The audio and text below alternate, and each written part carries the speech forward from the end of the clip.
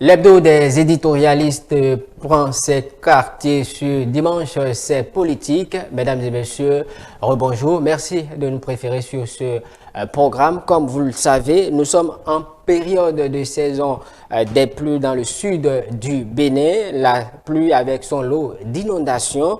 Nous nous penchons donc notamment sur le cas de Cotonou avec l'avènement du PAPC, entendez, programme d'assainissement pluvial de Cotonou exécuté depuis bientôt un peu plus de 2 ans par le gouvernement béninois. Il sera également question de la récurrence des cas de suicide dans le Bénin, notamment au niveau des jeunes. On pourra en débattre avec nos amis éditorialistes qui sont déjà en plateau. Nous allons placer également un mot sur cette actualité relative à la crise entre le Bénin et le Niger. Et donc, je démarre par présenter ces journalistes qui sont autour de moi déjà en plateau. Adrien Tchomakou, bonjour. Bonjour Marcus Koudjenoume, bonjour et bon dimanche à toutes et à tous. Je rappelle que vous êtes le directeur de publication du quotidien Fraternité. Merci donc de nous faire ce privilège de répondre encore une fois à notre invitation. C'est un grand plaisir. Également sur ce plateau, Hugues Zogo Hector, Hugues Hector Zogo, voilà donc, vous êtes le directeur de publication du quotidien L'Indépendant. Hugues, bonjour. Bonjour Marcus, bonjour également aux téléspectateurs. C'est un plaisir de nous retrouver une fois encore à ce rendez-vous du dimanche.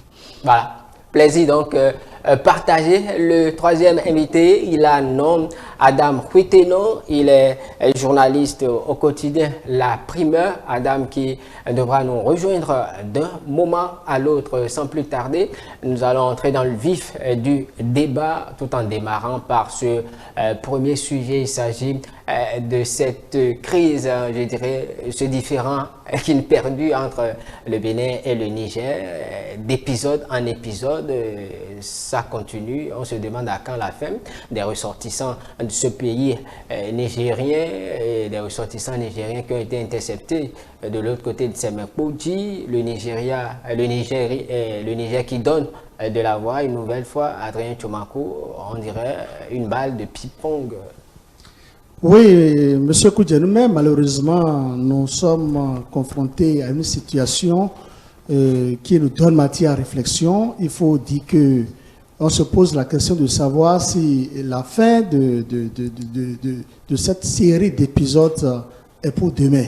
Une chose est claire, nous allons juste souhaiter que tout aille très vite et très bien, parce que vous savez, le Bénin et le Niger sont des pays frères et nous avons vécu ensemble depuis des décennies sans problème et ce n'est pas maintenant que le problème doit perdurer. Il y a problème, je pense que la résolution, c'est pour bientôt. Ce qu'il faut déplorer, c'est que vous avez vu, vous avez suivi un peu la dernière décision des autorités du Niger qui pensent que le gouvernement béninois ne veut pas obtempérer à leur injonction. Or, en réalité, c'est aux autorités du Niger qui doivent obtempérer aux injonctions du Bénin. En réalité, vous savez, vous avez vu un peu comment les choses se sont déroulées de l'autre côté de notre pipeline, à Semenkoudji. Il s'agit de 5 ressortissants du Niger qui ont frauduleusement fait leur entrée sur la plateforme. Et pour faire quoi, je ne saurais le dire. Frauduleusement, ils ont fait leur entrée. Ils ont été interpellés par les agents des services de renseignement du Bénin. La police béninoise a réussi à mettre la main sur ces individus. Et ces individus ont été écoutés par la police. Présenté également donc, présenté par le procureur spécial de la CRIET. Le procureur spécial de la CRIET. Et qui finalement, vous savez, c'est le procureur qui est le premier responsable de toute enquête. Et le procureur spécial a analysé un peu les faits.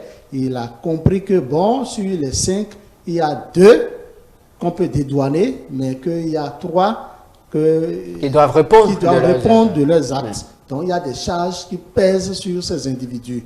Et nous sommes dans un état de droit, le Bénin est un état souverain et nous devons défendre l'intégrité de notre territoire. Parce qu'en réalité, sur ces 3, il y a 2 militaires. Ça veut dire beaucoup de choses.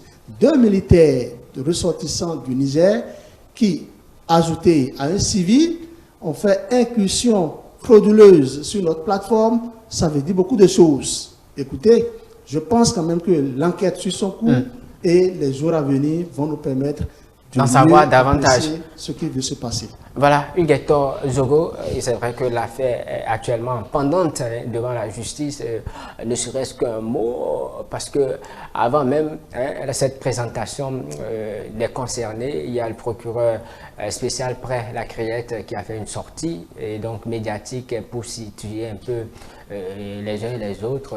Oui, et par rapport à un tel épisode, on pourra dire que la crise, la fin de la crise n'est peut-être pas pour demain. C'est effectif, la fin de cette crise n'est pas pour demain, mais il faudrait quand même qu'on continue. Même si on doit rester optimiste. Oui, on doit rester optimiste et continuer par travailler dans une démarche plus apaisante.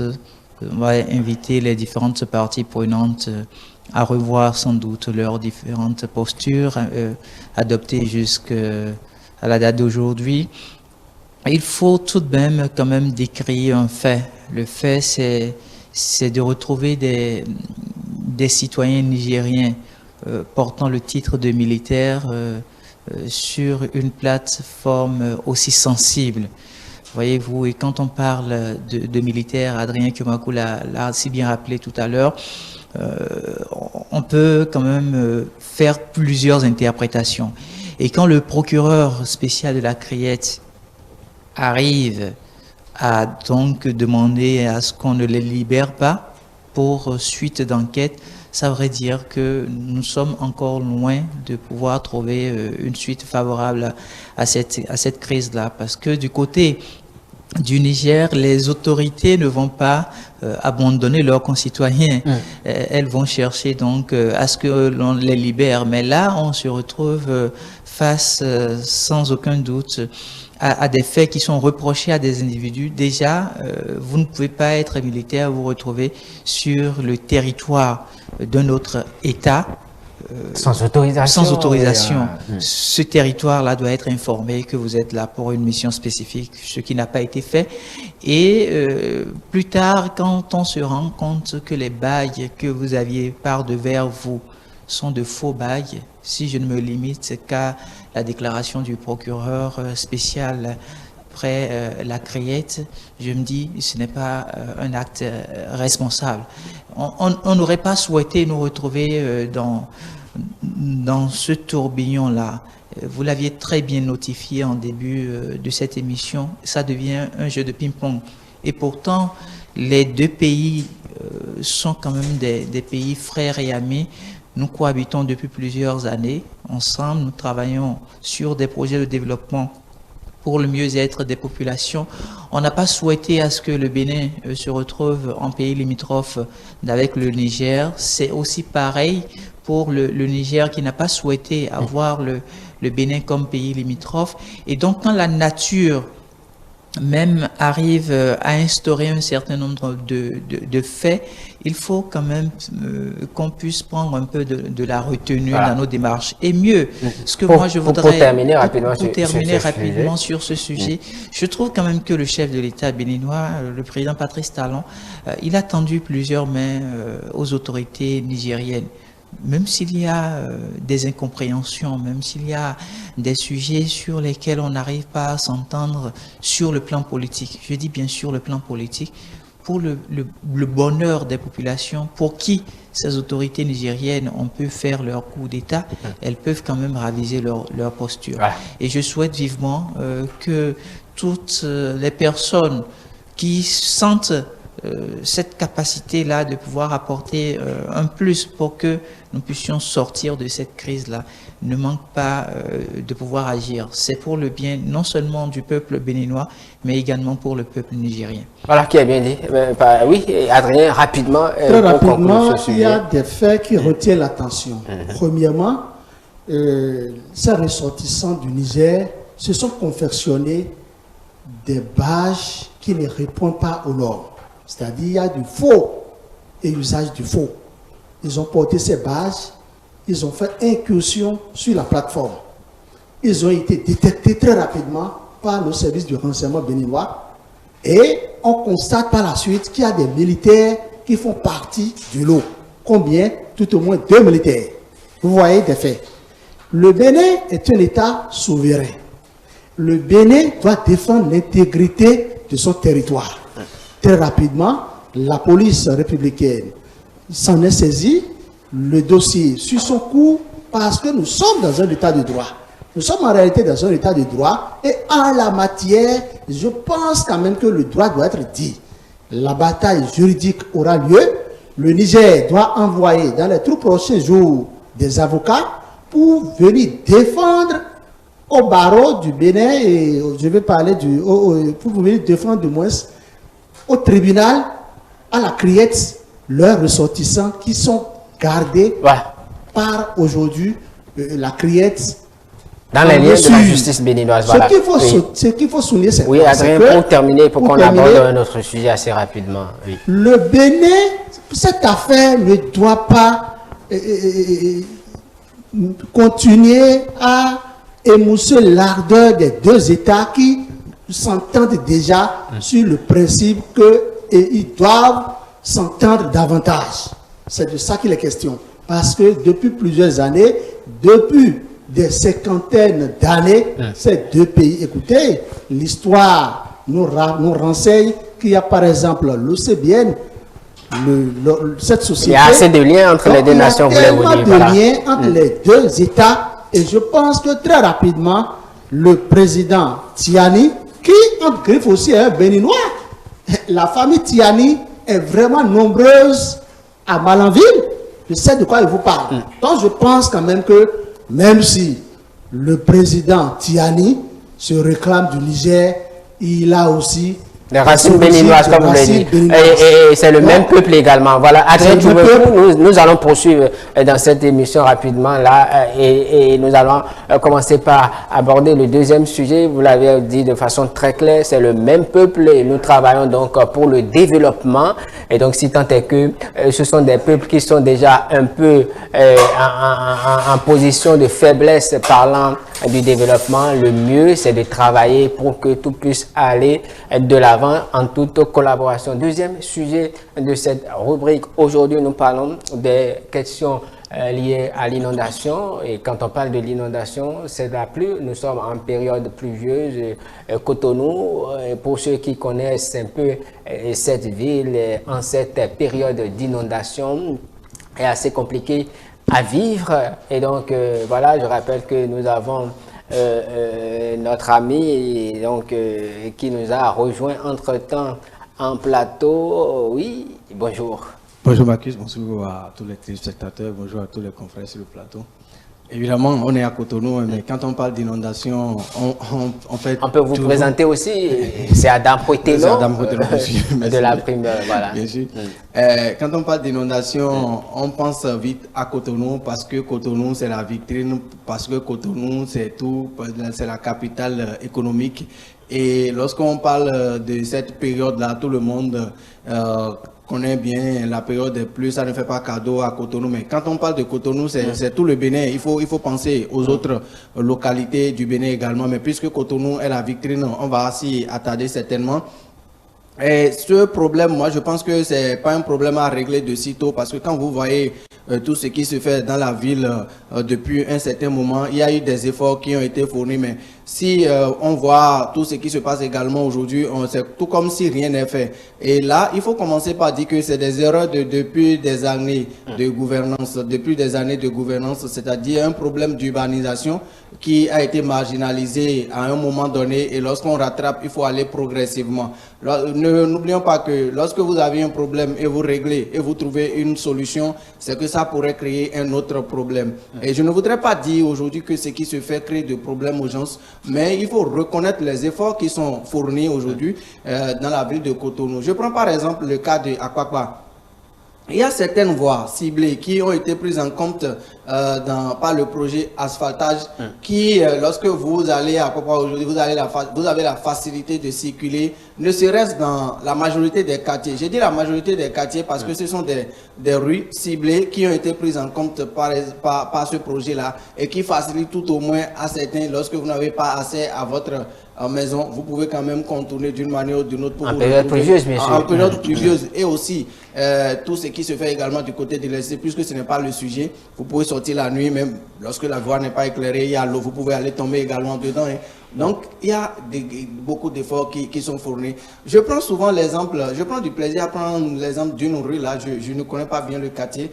Quand on quitte Carrefour Toyota et on bifurque et on doit tomber derrière le stade, je crois, on dit Tchonvi ou bien un truc comme ça. Il y a une rue qui a été Setorvi ou bien Setorvi. Setorvi. Okay. Il y a une rue qui a été Tchonvi, c'est une autre localité de Setorvi. Je précise que je ne connais pas bien le nom du quartier parce que j'avais l'habitude de prendre par là et j'ai eu la chance de prendre par là aux environs des horreurs une fois sous la pluie.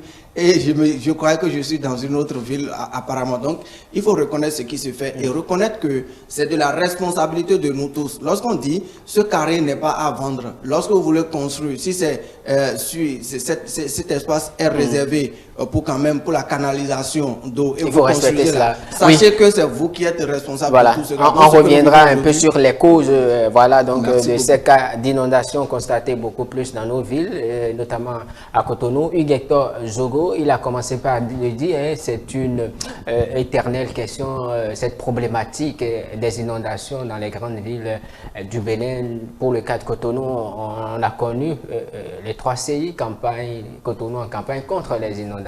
Aujourd'hui, il y a un nouveau programme, donc on parle du programme d'assainissement pluvial de la ville de Cotonou, un investissement quand même qui a démarré depuis un peu plus de 2 ans avec 200 et quelques milliards de francs CFA. Et Adam l'a souligné pour permettre à ces populations de pouvoir vivre aisément aussi. C'est vrai, c'est déjà l'issue donc de la table ronde de Paris qu'on a eu la chance d'avoir 6 partenaires qui ont accepté donc de mettre les moyens à disposition du gouvernement béninois pour qu'on puisse tant soit peu régler la question de l'inondation dans la ville qu'est Cotonou. Et je pense quand même, si mes souvenirs sont bons, ça doit faire 264 milliards. C'est un chiffre à vérifier, bien évidemment. Mais c'est un peu moins de 300 milliards comme investissement qui se met en place. Et moi, je me réjouis que ce projet ou bien ce programme-là ait pu démarrer et que la CIRAT soit en train d'y travailler effectivement. Quand vous faites aujourd'hui un tour dans la ville de Cotonou, vous aviez moins de problèmes. Il y a des quartiers où, quelques années en arrière, vous ne pouvez vraiment pas du tout circuler en période pluvieuse. Mais aujourd'hui, je crois que le problème est en train d'être réglé petitement. Et comme Adam l'a su bien rappeler, c'est une difficulté que nous sommes en train de vivre depuis plusieurs années. Donc, du jour au lendemain, on ne pourrait pas tout de suite régler cette question relative à l'inondation parce qu'il y a plusieurs facteurs qui rentrent en jeu. Et donc, nous faudra aussi de la patience. Il faudra de la patience, il faudra de la méthode et peut-être avec un peu plus de transparence dans la gestion des fonds qui sont mis à disposition par les partenaires, on parviendra peut-être au bout d'une vingtaine d'années à ne plus parler d'inondation au niveau de certains quartiers spécifiques. Parce que quoi qu'on dise, Cotonou se retrouve sous l'eau. Et donc, en période pluvieuse, ça va être très difficile de dire qu'on n'assisterait pas à l'inondation. Mais ce qui doit être réconfortant, c'est qu'on n'aura pas toutes nos rues inondées. Et ça, au moins, le gouvernement actuel est en train de faire un peu plus d'efforts, mieux que les investissements qui ont été alloués à ce secteur-là il y a quelques années. Vous aviez rappelé tout à l'heure la 3CI, c'est aussi plusieurs milliards qui ont été investis, mais on a vu malheureusement comment est-ce que tout ça a été géré. Moi, je me réjouis de ce qui se fait aujourd'hui. En tout cas, en ce qui concerne ce volet-là, quand je vois tous les chantiers qui sont ouverts par la CIRAD dans ce sens, je me dis bravo. Mon pays est en train de connaître un autre visage et c'est à encourager. Voilà, oui. Adrien Tomakou, sur la question des inondations, on parle du cas de Cotonou, un éternel recommencement, j'ai peut-être envie de dire. Oui, il faut dire que il faut être aveugle pour ne pas voir ce qui est en train de se développer en matière de lutte contre les inondations, plus précisément à Cotonou. Ça, il faut le reconnaître, il y a un grand effort qui est fait et qui suit toujours son cours. Ce qu'il faut dire, c'est que il faut qu'il y ait un suivi. C'est le plus important. Parce que oui, nous avons bénéficié d'un milliard, plusieurs milliards de francs CFA. On a mis sur pied une structure, une société, CIRAD, qui gère beaucoup de choses en la matière. Dans le PAPC, il y a beaucoup de structures qui ont été mises sur pied. Mais quand je prends la mairie de Cotonou elle-même fait quoi en réalité? Le suivi, est-ce que le suivi doit seulement être gouvernemental? Que fait le maire Luc Setodi Atropo? Quand est-ce que dans les normes, les curages des caniveaux doivent démarrer? C'est de ça qu'il est question. Parce que, c'est vrai, nous avons l'argent, Est-ce que vous voulez dire que ce curage ne se fait pas? On voit quand même des ouvriers à les curages se font, mais ça doit démarrer normalement quand? Il ne faut pas attendre les pluies avant de démarrer. Et c'est ça qui fait que, malgré tout ce qu'on est en train de faire, nous sommes toujours sous l'eau à Cotonou. Cotonou est toujours sous l'eau. En tout cas, moi, personnellement, c'est le constat que je fais. Oui, nous avons bénéficié de financement. Il y a un effort qui est en train d'être fait, qui est à saluer, mais il reste beaucoup de choses à faire. Et du moment qu'il reste à faire, c'est à nous, éveilleurs de conscience, de rappeler à nos autorités certains points. Quand je prends les curages des caniveaux, devraient démarrer quand? Ça a fini par démarrer quand? Et aujourd'hui, en l'état, quelles sont les conséquences du fait que les curages n'ont pas vite démarré?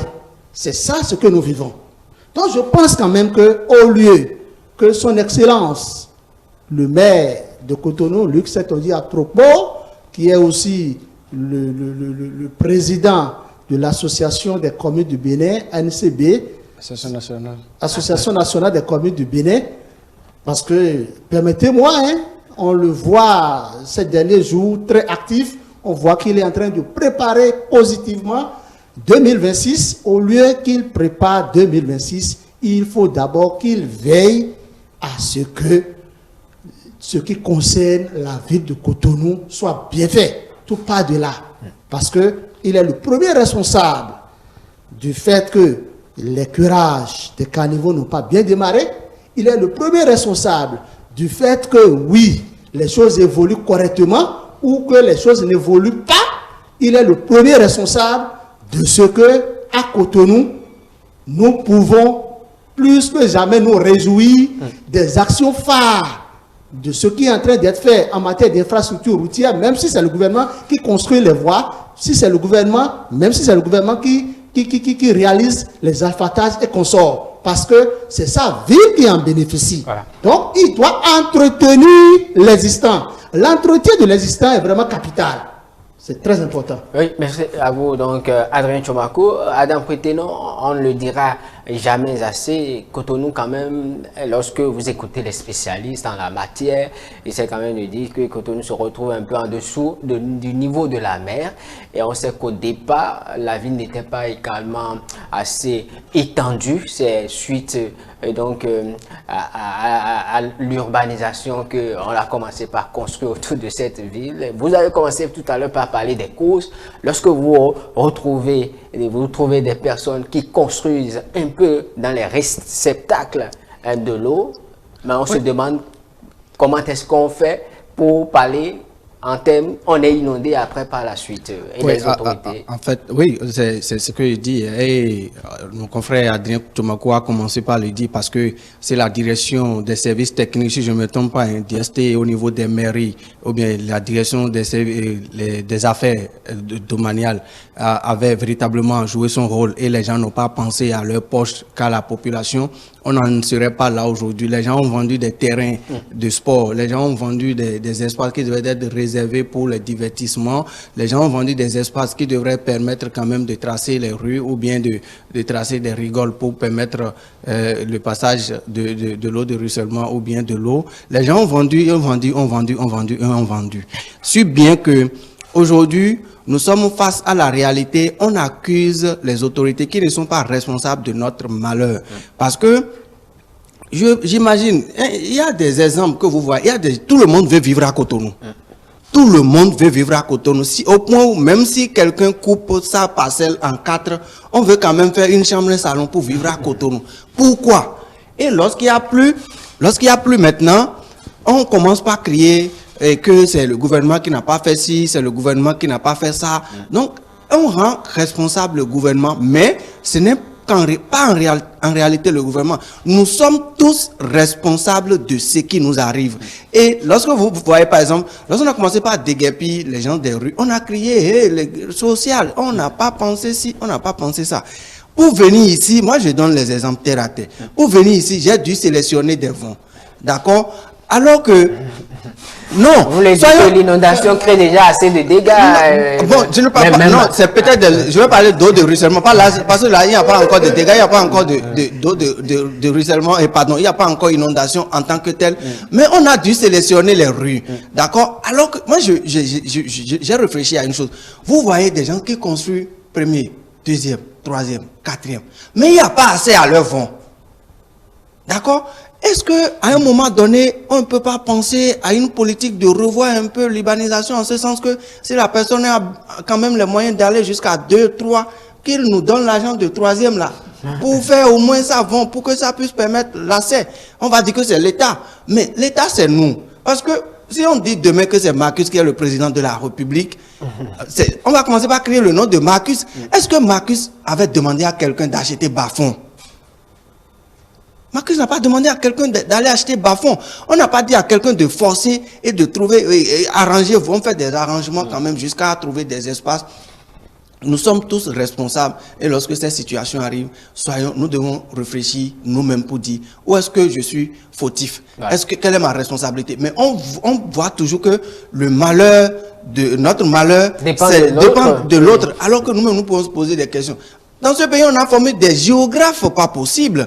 D'accord? On a des géographes un peu partout qui pourraient faire peut-être des propositions qu'on aurait rejetées. Les gens pourraient, si on fouille bien, on aurait des propositions, de belles propositions sous nos cieux, et qu'on aurait rejetées. Et on est en train de subir les affres aujourd'hui. On va crier. Allons fouiller nos études, tout ce que les gens ont sorti en géographie, l'urbanisation de tel quartier, de tel endroit. Les chefs quartiers, on n'est pas chef quartier seulement. Je peux dire qu'il y a quand même un effort qu'on a fourni dans les quartiers pour que nous ayons tout ça. Mais il faut suivre, comme l'a dit déjà le confrère Adrien Tomako. D'accord? Parce que lorsque quelqu'un veut acheter un carré, et que moi, parce que je dois prendre 10 000 francs, je vais accepter. Et demain, il y a inondation. Lorsque la personne, on sait que le domaine là, c'est un domaine public et on ne peut pas y habiter. Et moi-même, je prends mon argent et je vais acheter. Et que les problèmes sont là, les dégâts sont là. Que je dois subir. Je dois subir. Et ne pas crions pas au le gouvernement. Voilà. Aujourd'hui, on a quelque chose qui est en train d'être fait. Je crois qu'il y a une étude qui a été conduite, qu'on est en train d'élaborer, on est en train de voir les imperfections qui seront corrigées et on va quitter. Quelqu'un avait dit, vous avez donné l'exemple de 3 CI où quelqu'un a dit que si on a donné le nom même, porte atteinte au projet. Parce que si l'enfant est au CI et il va faire 3 fois CI et on peut reprendre CI là, on sera toujours au CI. Voilà. Heureusement que le nom a été changé, que chacun à son niveau se pose la question, où est-ce que je suis fautif? Et on va s'en sortir. Voilà, donc Adam le disait, aujourd'hui nous parlons du programme d'assainissement pluvial de Cotonou, le PC et donc beaucoup d'efforts sont faits, Hugues Hector Zogo, mais il abordait un aspect. Au départ, à un moment donné, le gouvernement essayait de libérer par exemple les espaces publics, l'occupation. Il y en a qui ont créé, mais bon, c'était aussi qu'il fallait faire le bonheur peut-être des autres sans leur accord. C'est de la même chose. Peut-être que ça vient déjà, qu'il faille libérer également les exutoires de l'eau, les berges lagunaires. Et quand ça va commencer, ce seront les mêmes populations qui vont commencer. Parce que tant qu'on ne fera pas cet effort, c'est qu'on sera toujours là en train de parler de ce sujet. Non, c'est inadmissible quand on jette aussi vite et aussi facilement le tort aux populations. Parce que l'État a les moyens de sa communication. L'État connaît un peu... je vais dire, les attentes pour peut-être 10, 15, 20 ans. Et par conséquent, il y a des structures habilitées qui doivent effectivement travailler. Et quand je prends aujourd'hui, ne serait-ce que le cas de l'ANDF, l'Agence nationale du domaine et du foncier, combien de fois vous aviez vu le directeur de l'ANDF parcourir les chaînes de télévision? Je ne sais pas si vous l'aviez déjà reçu ici plusieurs fois déjà, pour sensibiliser les populations. Voilà des choses sur lesquelles, en tant que journalistes, nous devons attirer l'attention de ces dirigeants. Il ne suffit pas de se retrouver, par exemple, dans son bureau et dire, oui, on est en train de faire des réformes, ça va porter dans 5 ans, ça va porter dans 10 ans. Et c'est en cela que je salue la démarche de mon confrère Adrien Tumakou, qui a essayé de ramener un peu la notion de responsabilité par rapport à l'acteur politique qu'est le maire de la ville de Cotonou. Aujourd'hui, vous allez voir la plupart des maires qui se cachent derrière le programme d'action du gouvernement pour dire, bon voilà, beaucoup de choses se font chez nous. Mais les mairies même, qu'est-ce qui se passe au niveau des mairies? Et donc, quand je reviens à cette question et que je m'intéresse à l'ANDF, moi, j'aurais été plus heureux de voir un programme de communication bien défini au niveau des stations radio, par exemple, les radios communautaires. Est-ce que vous pensez que ça n'a pas été fait? Non, les gens sensibilisent quand même aussi. Non, je vais vous dire, ce dont je suis convaincu, c'est que si on doit déguerpir des populations dans un environnement tout de suite, il y a des communiqués qui sortent. Mais la sensibilisation, si vous aviez, je dis, au niveau de votre chaîne de télévision ici, si vous aviez déjà eu plusieurs fois le directeur général ou bien des cadres de l'ANDF venir sensibiliser les populations pour dire voici ce que nous faisons. Et pour le bien de notre pays, il ne faudrait pas s'installer dans telle ou telle région. Moi, je serais heureux. Ouais. Ce qu'on dit, c'est pour l'urbanisation. C'est pour qu'on n'investisse pas plus tard plusieurs milliards de partenaires dans des choses qu'on aurait pu prévenir. Les partenaires du contribuable également. Oui, du contribuable également, parce qu'après tout, les sous qui sont envoyés, c'est encore le contribuable qui doit être là à pouvoir les rembourser. Donc, moi, je suis dans une démarche aujourd'hui, au-delà du fait qu'on salue ce que le gouvernement est en train de faire par rapport à ce programme d'assainissement pluvial, que ces directeurs généraux qui se retrouvent impliqués puissent effectivement travailler. Quand on prend le ministère du cadre de vie, on a quand même plusieurs directions. On ne me dira pas qu'il n'y a pas aujourd'hui au niveau du ministère du cadre de vie une direction qui puisse effectivement donner des conseils, orienter les populations. J'ai l'impression que quand on dit Cotonou, dans notre cerveau, on se dit, bon voilà, ce n'est que des cadres, ce n'est que des gens qui sont censés connaître ce qui doit être, mais bien au contraire. Merci à vous. Oui, Adrien, pour passer au troisième sujet, nous allons conclure rapidement. Oui, rapidement, Adrien, tu m'as compris. Vous savez, je dis sur quelque chose. Le gouvernement doit faire davantage. La population aussi doit beaucoup faire et doit écouter le gouvernement. Vous savez, je vais vous dire quelque chose qui peut-être ça va vous démoraliser. Mais c'est une réalité. Est-ce que vous convenez avec moi qu'il y a des endroits qu'on ne doit pas habiter, mais ces endroits sont bel et bien habitables, habités du moins, ces endroits sont habités au Bénin, et l'État béninois perçoit des impôts, des taxes sur les populations qui y vivent. Je vais vous donner des exemples très clairs. Allez au marché d'Antokpa. Il y a un endroit au marché d'Antokpa, C'est vrai, à un moment donné, la société Sirat était là à enlever les ordures et sensibiliser les gens. Mais ce n'est pas encore ça. Jusqu'à ce jour, vous allez là, il y a les bonnes dames qui cohabitent avec les tas d'ordures en plein cœur du marché d'Antokpa. Et l'ex-Sogema... J'avoue que des efforts sont faits actuellement pour déloger donc ce marché. Et donc ce quartier dont vous parlez pourra être peut-être un souvenir du passé dans quelques peut-être mois. Si ces efforts continuent, oui, on peut parler d'un souvenir dans un passé très proche ou lointain. Écoutez, je suis allé, j'ai vu les responsables qui perçoivent les tasses dans ce marché. Ils perçoivent les tasses sur... Écoutez, je dis, mais c'est quoi? On perçoit, ils disent oui. Et ces bonnes dames qui vivent, qui exposent leurs marchandises à ciel encore ouvert, avec toutes les maladies possibles. C'est-à-dire, c'est horrible, quoi. Voilà. Donc, je pense que le gouvernement doit savoir raison garder. Le gouvernement doit agir. Parce que ceux qui vivent dans des lieux qu'on ne doit pas rester, ils sont conscients, ces gens-là sont conscients de ce que c'est des zones inhabitables. Voilà.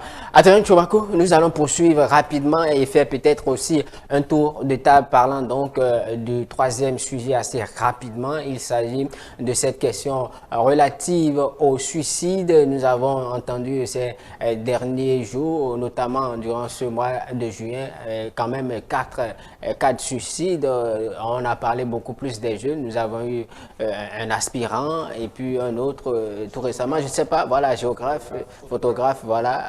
Et oui, Adam Préténon. Cette question, est-ce que c'est quand même...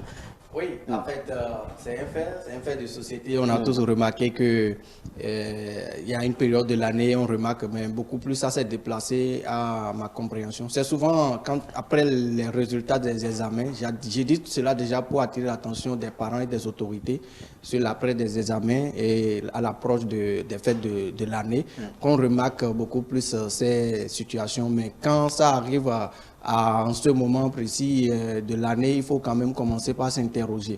Mais néanmoins, il faut commencer par décortiquer la chose pour dire que nous disons que nous sommes dans un pays laïque, d'accord, où il y a des chrétiens et tout, et que nous appliquons les lois de Dieu, les lois divines, mais je pense que nous ne les appliquons pas très bien. C'est qu'est-ce qui amène ceux-là à se suicider? On connaît tous, si nous arrivons tous à appliquer les 10 commandements, on dit, si je ne me trompe pas, de Dieu, je ne pense pas qu'on aurait de ces cas. Parce que quand on va à l'origine de ces situations, c'est beaucoup plus l'isolement, l'abandon, pour certains, beaucoup de soucis, les conditions de travail. Est-ce que les soucis expliquent le fait qu'on aille jusqu'à se mettre la corde au cou? Oui, j'ai dit l'isolement, le souci et beaucoup d'autres choses. L'isolement, parce que j'ai une situation, on prend le cas de notre ami de Parakou, d'accord? C'est suite à l'abandon certainement de sa copine, quand on fait référence à ses dernières publications sur sa page Facebook, c'est certainement des situations avec sa copine ou sa femme qui l'aurait conduit à cette étape.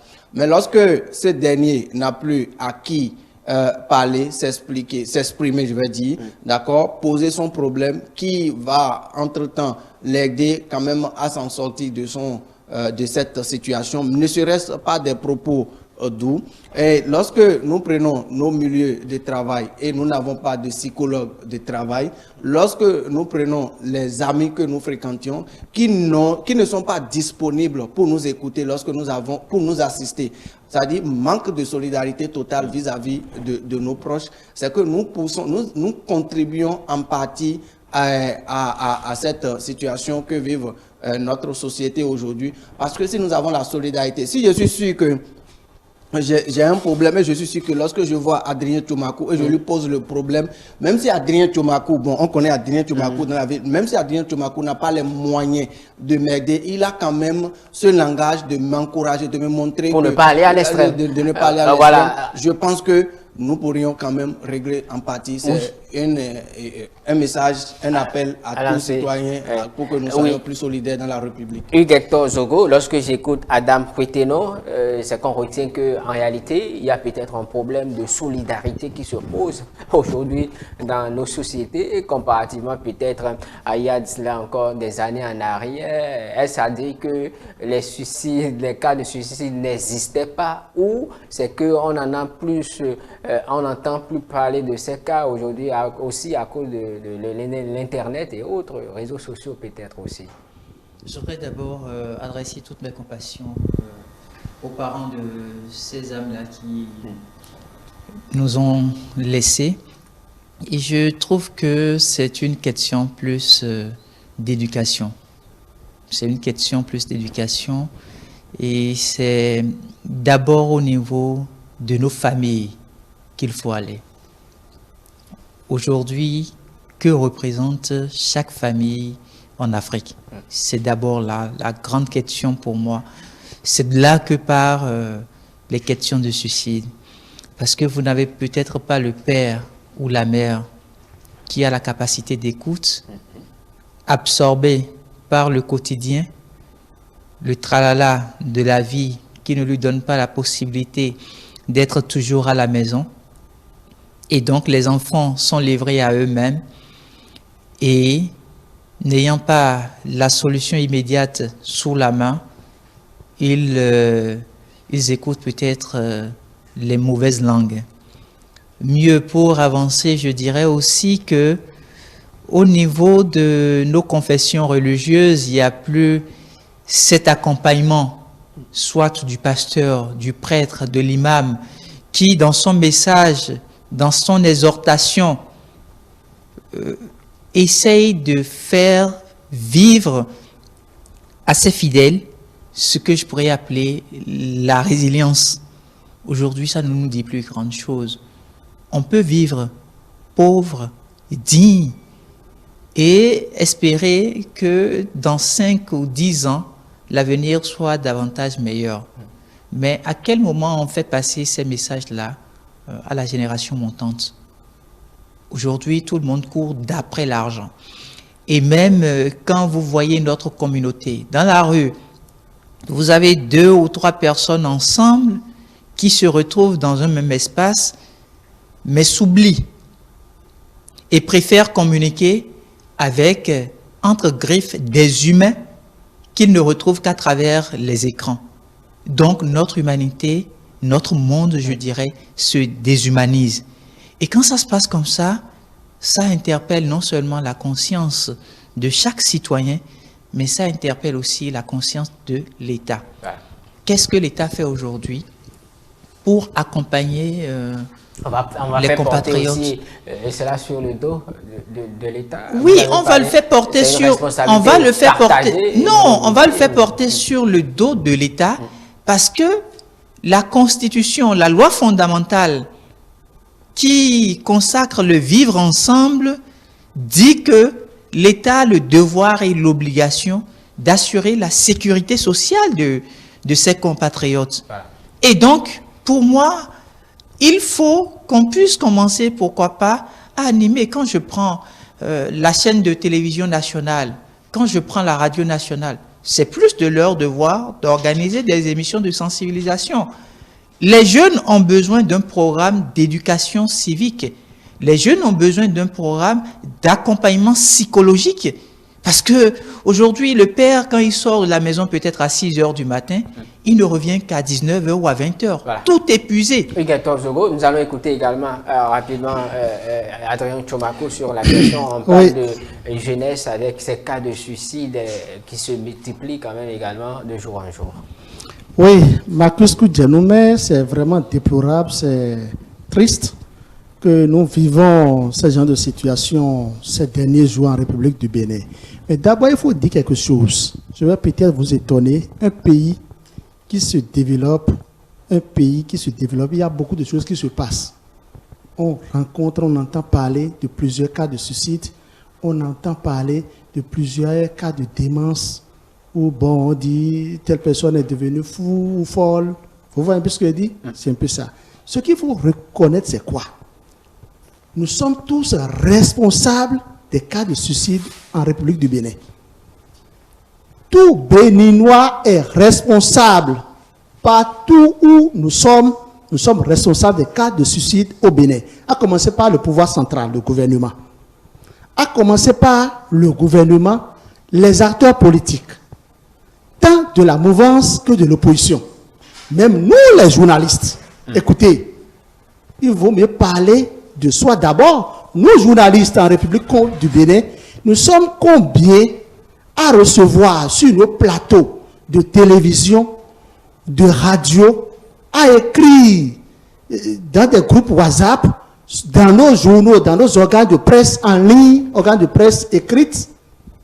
Écoutez, à parler, à recevoir des psychologues, des psychopédagogues, des psychiatres qui vont nous parler un peu, qui vont nous entretenir sur ce sujet.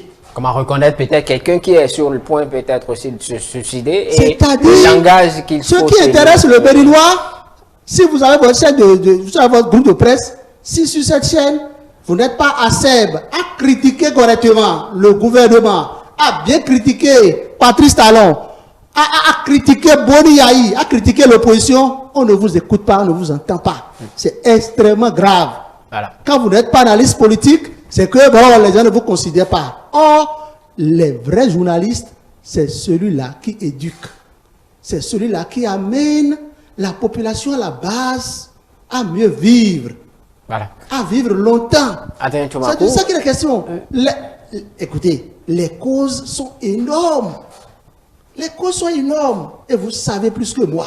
Je pense que l'heure a sonné pour que chacun, là où il se trouve, d'une manière ou d'une autre, sache que nous devons contribuer à ce que celui qui est à côté de moi vive longtemps. Écoutez, dans les normes, dans toute entreprise du Bénin, il doit avoir un sociologue, il doit avoir un psychologue bien recruté, qui a une très bonne condition salariale. Et c'est celui-là qui doit suivre le personnel, échanger souvent avec le personnel, prodiguer des conseils au personnel, voir dans quelle mesure accompagner psychologiquement le personnel. Mais il y a combien d'entreprises au Bénin qui a ça? C'est la grosse interrogation qu'il faut se poser. Voilà. Donc nous sommes tous comptables de ce qui arrive. Voilà. Ce n'est pas le gouvernement seul. Le gouvernement en premier lieu, oui, j'accepte, parce que, écoutez, combien de fois le gouvernement organise des tables rondes, des ateliers pour sensibiliser les gens sur le fait qu'on ne doit pas se suicider. C'est de ça qu'il est question. Nous sommes combien à œuvrer pour ça? Des ONG. Si des ONG vont parler pour dire, touche pas à ma constitution, jamais Patrice Talon ne doit pas faire troisième mandat. Ces ONG-là sont fortes. Adrien Chouakou, mais on vous aura vous ne verrez aucune ONG organiser un atelier sur ce genre de questions sociales. Adrien Chouakou, on vous aura compris sur cette question. D'analystes permettez-nous de conclure cette émission. Des journalistes politiques, des journalistes culturels, mais il y a combien de journalistes, analystes culturels au Bénin? Adrien Chouakou, vous pouvez m'écouter maintenant. Merci, monsieur. Voilà, donc, merci. Pour ce détail, voilà, comme vous l'avez dit, nous sommes un peu pris par le temps rapidement. Adam, prêtez-nous un mot. Je pense qu'il faut commencer par dire aux jeunes. Excusez-moi. Je pense qu'il faut commencer par dire aux jeunes que la solution, ce n'est pas de se suicider. Parce qu'on dit la mort, personne n'est allé là-bas pour nous raconter ce qu'il y a encore là-bas. Si c'est pire que ce que nous vivons ici, personne n'est revenu nous le dit. Donc, il ne faut jamais choisir ce chemin-là pour dire que c'est une solution. Ça ne pourrait jamais être une solution. Donc, on invite tous les jeunes, les parents, à faire un travail sur chacun de nous, comme le dit déjà un confrère ici, c'est une question d'éducation et éviter au maximum de fréquenter les mauvaises langues. Parce que ce qui sort de notre bouche, à travers une seule phrase, nous pourrions déjà contribuer à la mort d'un ami ou d'une connaissance sans le savoir. Il faut savoir choisir les mots qu'il faut tenir lorsque la personne est dans une situation. Et lorsque vous voyez un ami que vous aimez très bien, qui a un comportement et du coup change de comportement, il faut quand même se poser la question pour dire, bon, mon frère, qu'est-ce qui ne va pas aujourd'hui, trouver les moyens de l'amadouer. Donc, c'est déjà un peu ce travail-là qu'il faut faire. Je prends par exemple quelqu'un qu'on a rencontré en chemin qui pleure, que nous ne connaissons de nulle part, mais qui pleure. Mais quel est son problème? Qu'est-ce qu'il a à l'instant là et qu'il faut pleurer en chemin? Ce n'est pas parce que je ne connais pas ce dernier que je ne peux pas aller à sa rescousse pour lui demander, mon frère, ma soeur, qu'est-ce que vous avez, ça peut se passer, tout ça là, le consoler d'un temps soit peu avant de faire recours à un psychiatre ou bien à un psychologue, à un sociologue et tout ce que nous savons comme solution pour quand même le ramener en vie. La mort, se suicider n'est pas une solution. Voilà. Personne n'est allé là-bas pour nous dire ce qui se passe là-bas, pour qu'on puisse savoir que c'est la meilleure solution. Donc, il faut se méfier. Voilà qui est bien dit par Adam Potenon. La déception amoureuse ne peut jamais nous amener à se suicider. La déception amoureuse ne peut jamais vous amener à vous donner la mort.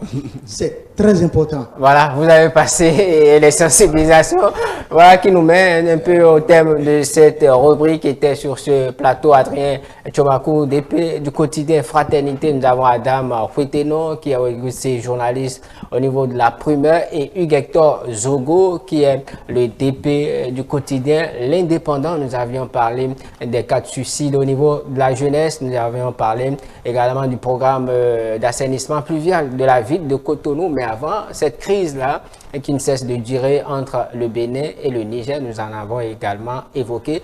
Merci donc de nous avoir prêté une oreille attentive. Surtout, sachez que dimanche, c'est politique se poursuit.